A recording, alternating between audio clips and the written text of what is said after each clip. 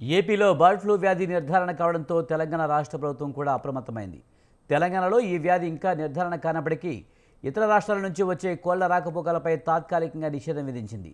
ఇతర రాష్ట్రాల నుంచి కోళ్ల వాహనాలు రాకుండా జాగ్రత్తలు తీసుకుంటున్నారు.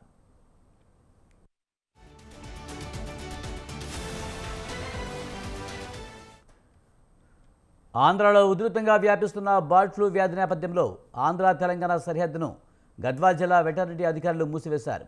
ఆంధ్ర, కర్ణాటక, తమిళనాడు రాష్ట్రాల నుంచి వస్తున్న కోళ్లు, కోడిపిల్లలు, బాతుల వాహనాలను అడ్డుకుని వెనక్కి పంపుతున్నారు.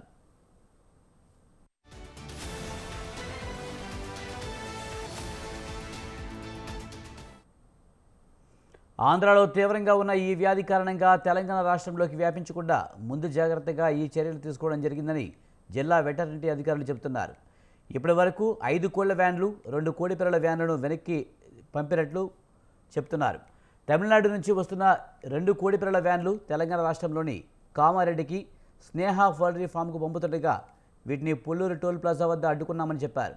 ఈ తనిఖీలు 1 నెల వరకు కొనసాగుతాయని, కాబట్టి ఇతర రాష్ట్రాల నుంచి వస్తున్న కోళ్లు, కోడిపిల్లలు, బాతులను తీసుకురావద్దని ఆయా రాష్ట్రాల పౌల్ట్రీ యజమానులకు అధికారులు సూచిస్తున్నారు.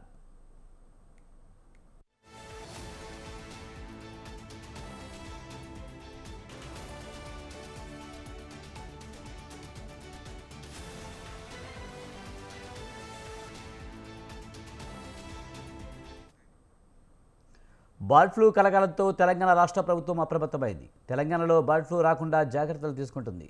ప్రభుత్వ ఆదేశాలతో చెక్పోస్టులు ఏర్పాటు చేశారు. 24 గంటలు వెటర్నరీ అధికారులు, పోలీసులు తనిఖీలు నిర్వహిస్తున్నారు. ఏ వెహికల్ వచ్చినా కోళ్లకు సంబంధించి తిరిగి వెనక్కి పంపుతున్నారు.